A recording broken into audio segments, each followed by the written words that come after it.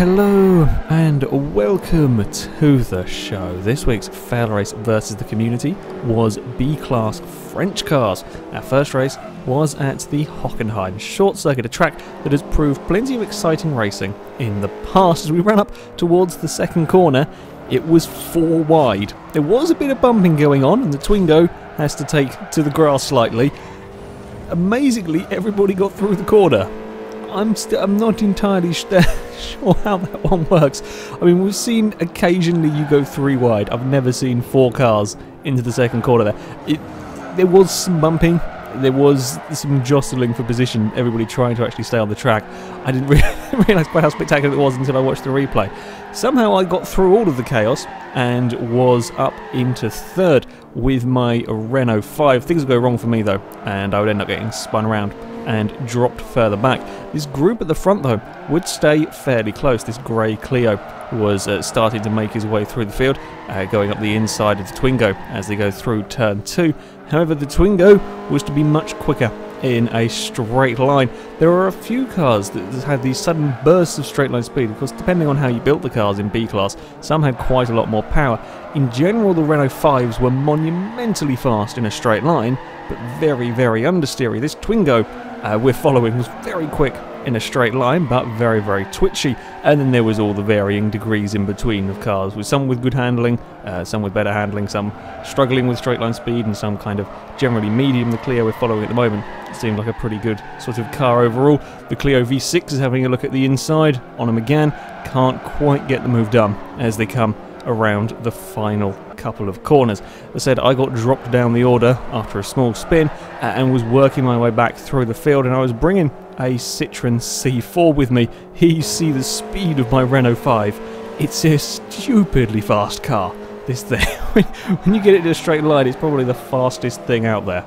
It is incredibly quick accelerating, but it is very tough to drive through the corners. There is so much understeer. So you saw the Twingo there was already trying to come back at me through that fast corner. Once we get out of the corners, I can boot it in the Renault 5, and everything's out of range. But through a long sequence of corners, the Renault 5 is in quite a bit of trouble. The Citroen C4 then does a good overtake as well into the hairpin to get past the Twingo, and I'm ready to line up the Clio. And me and the C4 will continue to work our way through the field. My car being the quick one in the straight line, the C4 being much better through the corners, we would catch up to the fast white Twingo. We'd both get past it fairly easily, but then the Twingo would sort of hold on to the back of our little group. It was an interesting dynamic as a back marker gets out of the way, with some cars with the straight line speed, some with the handling, and everything really in between. It was a good mixture as well. I mean, there wasn't a huge amount of French cars, but there was certainly quite a few different sorts at least, even if Renault, there were quite a lot of Renaults in this. As we come down the start-finish straight, you can see the gap that I get in the Renault 5 over the other 2 cars. That Twingo's not slow in a straight line, and I can pull out a huge old lead, but going around the first corner I have to be so much more careful, and the Citroen, I didn't think he quite realised where the Twingo was. In the end, kind of dives out of that one a little bit. Further back, these two had a race-long battle over what was, I think it was a sort of 7th or 8th place between the Clio and the Twingo. The Twingo just couldn't quite find a way past, didn't quite have the straight line speed, so as he gets up alongside the Clio to go down the start-finish straight, can't do anything about it. In such evenly matched cars like these, if you don't have that straight line speed, you're just a little bit slower, it can be very, very tough to overtake. Both of them were okay through the corners. The Twingo gets to the inside at the second corner and finally gets the position as they come down the back straight. He would lose it though fairly quickly with a bit of a silly lag collision go. I don't know what went on my replay, it completely spazzed out on that bit. But at the front, it was to be a Renault 5 that would take the victory. It wasn't a humongous margin, and it certainly helps him that he could vanish off at the front while everybody else was squabbling. There you see them again. Yeah, it certainly helps when you can get away from everybody. It was to be Renaults from 1st to 5th, or no, I think it was Renaults from 1st to 6th, with the Citroen C4 being the highest placed non-Renault. Yeah, it was quite the Renault domination in race 1. Second race would go to the Infineon NASCAR circuit. The Renault 5s were very quick off the start line. Aside from anything that was 4-wheel drive, and I think even then The Renault 5s launched quicker because their rear engines, or mid-engines, sorry, they got a lot of weight over the back of the car. They have so much traction. I mean, these aren't massively powerful in B-class. I think mine's got about 250 horsepower. They really launch off the line. So me and another Renault 5 got incredibly fast starts. A lot of people ran wide, especially with these 5s that have so much understeer. It's very easy to run wide over that little bit of a hill, but once you do get them in a straight line, they are very quick. This track is a bit of a difficult one for overtaking, certainly, as these corners here are very, very fast. There is no real braking zone, so you need a lot of grip, which I didn't have. I tried going around the outside of a Clio, it didn't work. A Renault 5 goes past me. There's all sorts of crisscrossing going on. As we come down towards this next corner, I get brave and try to hold it around the outside. Somehow I managed to make that move stick, as another 5 has a bit of an off.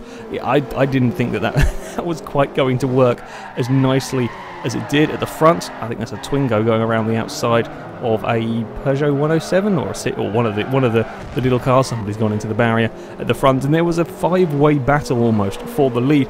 I was again having to try and brave it out around the outside of the Clio. I managed to just about get ahead as we come into turn 1. Then the understeer kicks in, and that's not a good place for the track to be in.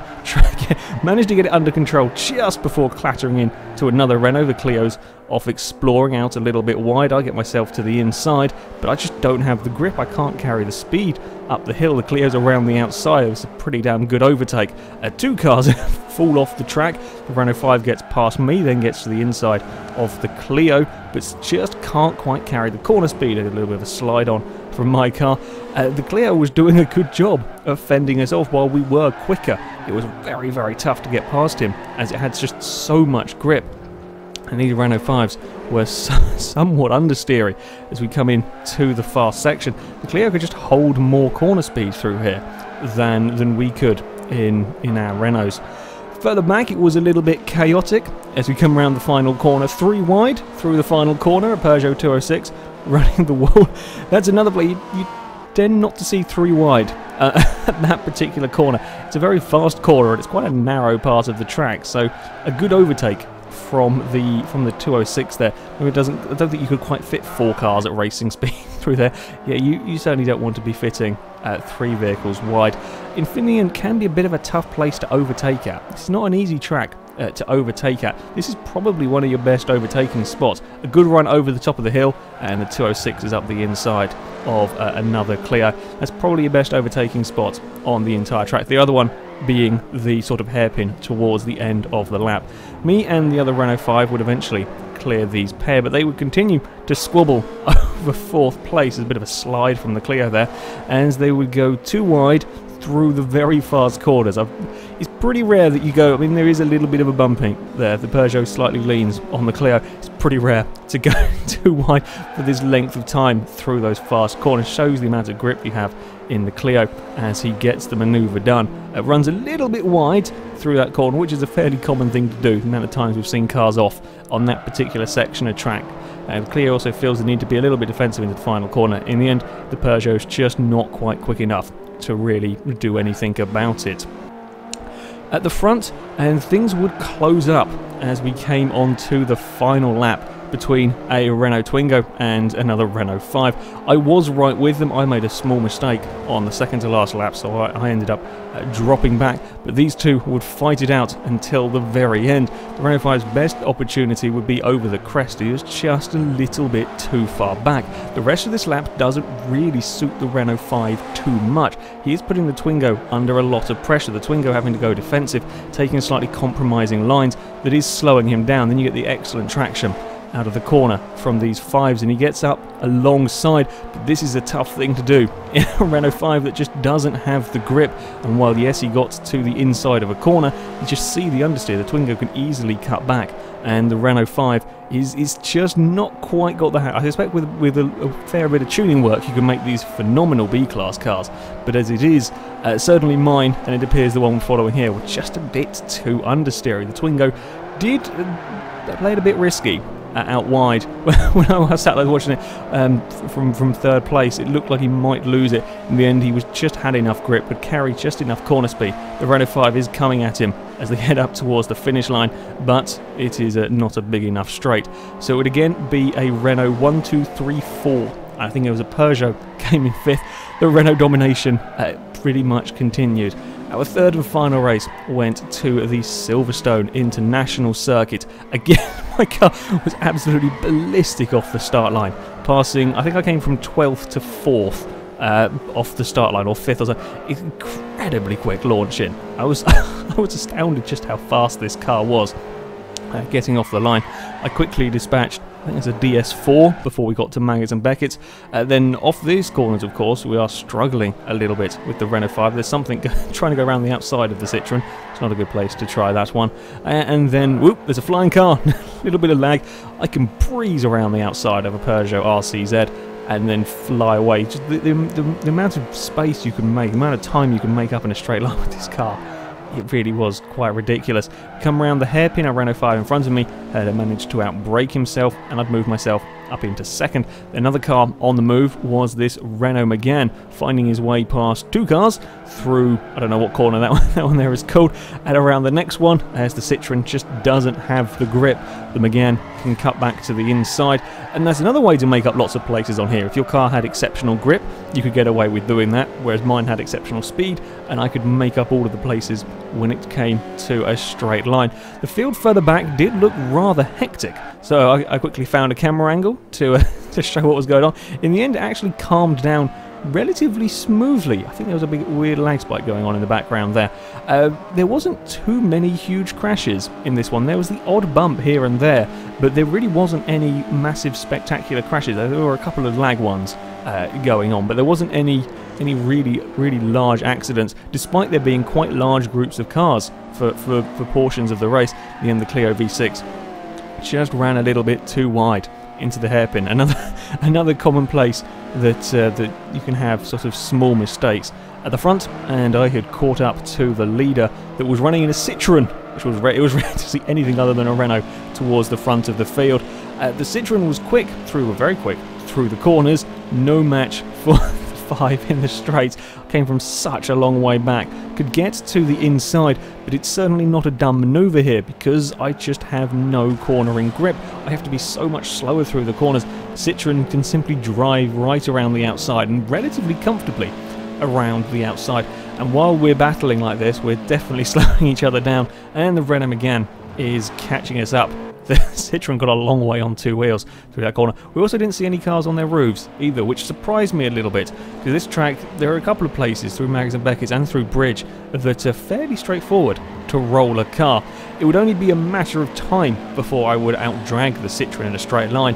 Wouldn't happen this time round, as I ran a little bit wide. Even with me going across the dirt and it kicking the car out, I was still closing on the Citroën by the end of the straight, and now the Megane was joining in the fun. And further back, there was still plenty of action going on a little bit later on in the race. The field, as per normal, kind of split up into pairs. It's a strange thing. The Infineon race, there was quite a large train of cars. Nothing much was happening, but they were all just about within sight of each other. This one, it all seemed to split up into pairs or threes. As we round the hairpin, Clio's trying to get to the inside. The Citroën is just about quick enough at getting off the corner, but the Citroën goes a little bit defensive into Bridge, takes a little bit of a shallower line, is not particularly quick through there. My favourite overtaking spot is this next corner. Pretty much doing this, the Citroën goes defensive into the next corner, will run wide on the exit, and the Clio can just drive up the inside. A very good overtake from the Clio there. At the front, and things had changed a little bit, but it was still mighty close. The Megane had got past the Citroën and was now hunting me down. Megane very quick through the corners, the Renault 5 phenomenally fast in a straight line. As we head up towards the hairpin, I would gain, I think, probably 70 or 80 feet fairly straightforwardly on the Megane, which meant when we came into the braking zones, I was so far out of range. The Renault couldn't do anything about it, and again, out of the hairpin, the traction and the acceleration you got in the Renault 5 Turbo was incredible. So I had, again, a sizable lead coming through bridge. Was very slow through bridge. I was really struggling with the understeer through there. The Megane would make up such a huge amount of time on me through the corners. You can get to the inside on this bit. I go a little bit defensive. The Megane can carry loads more corner speed. He could probably go around the outside of the Renault 5 if we were side by side at this corner, because he's just got that much grip, even with such a long corner like that one. And he's right on my bumper as we leave the corner, and then there's a bit of a straight, and my car just vanishes. The guy in second was getting very frustrated about the fact that I could just vanish out of every single corner. Again, further back, I think this was for 12th or 13th place. There was plenty of action wherever you were in the race. As you can see in front of them, there's another pair of cars going on. Clio going to the inside at turn 1, the 206. Can't really do anything about it. Tries his very best to hold it around the outside, but hasn't quite got the grip. It's actually pretty tough overtaking at turn 1 here. There's not a very big braking zone. So yeah, getting a pass at turn 1 there is pretty good. As we headed towards the final lap, me and the Megane were still locked in battle, and the Citroen had caught up to us. It was a three-way dice for the lead as we round the final corner. The Citroen got at the inside of my Renault, and then I promptly outdragged him. The Megane had the lead, but that wouldn't last for long as I fly up alongside. But around the outside at turn 1 with a very understeery Renault 5 was never really going to happen. I know I'm going to lose the position, so I just had to try and keep it neat, not do anything stupid. The Citroen was very quick through the first corner, but then I can outdrag everything up towards Maggots and Beckett's, or the bits of it that we take. I've thought about having a look at the inside. Again, it's not worth it. It's not worth giving it a try. I know I haven't got the handling. I haven't really got the brakes. Just wait for when we come to this straight and when we get to the hairpin. My actual best bet with the Renault, as I found out, is not necessarily this straight. It's the straight afterwards up toward bridge, where I get phenomenal acceleration over the other cars. As you'll see here, I stick it around the outside. I know I'm not going to go around the outside, but I can cut back to the inside, and I know I can get a good acceleration. And sure enough, that's what happens as we leave the hairpin. I can fly up the inside, and I've easily got the position by the time we get to bridge. I've got quite a big gap as well, but the Megane can close all of that in, take a lot more speed through bridge, and again, can simply go round the outside of me through the next corner. I'm still on the inside and still got decent acceleration into the next part of the track. The Megane has to do things the really long way around here to keep himself on the inside. Fortunately for him anyway, he keeps his car there. I try to do a cutback on the exit of this final corner. I get a little bit of a twitch on and then have to go around the outside and basically run out of grip in the Renault 5. You see me vanishing off there. I just couldn't get the car turned. I didn't have enough grip to hold it flat out, and in the end the Megane would take victory. Well fought race. I did thoroughly enjoy that one. I would be in second and Citroen would get a third place. It was very much a Renault dominated race. It was good fun though. I had a lot of fun with the Renault 5. As I said, with quite a bit of tuning on that Renault 5, I think you could make a phenomenally quick car. As it was actually quite balanced in a way. Yes, I had a lot of speed, but the cornering was atrocious. Produced some very interesting racing.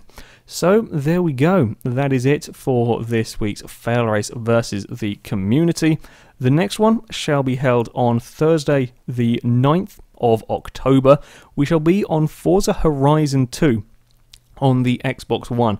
We're going to be running A-Class cars. I'm just going to have sort of open A-Class cars, and we will be messing around with some of the races. We're not going to do any playground games in this one. This will be for racing. It'll be a mixture of circuit racing, some point-to-point stuff, some off-road, maybe do a couple of cross-country things as well. It could be quite interesting. It will be filmed in a slightly different way. It'll have to be live recorded because there are absolutely no replays for me to mess around with. So I'm going to give it a go, and yeah, we're going to see how it turns out. If you would like to sign up and take part in that, then you can on our forums. There'll be a link in the description. Find the FailRace versus the community section, and the sign up thread will be in there. However, that is it for today, so thank you very much for watching, and until next time, a goodbye.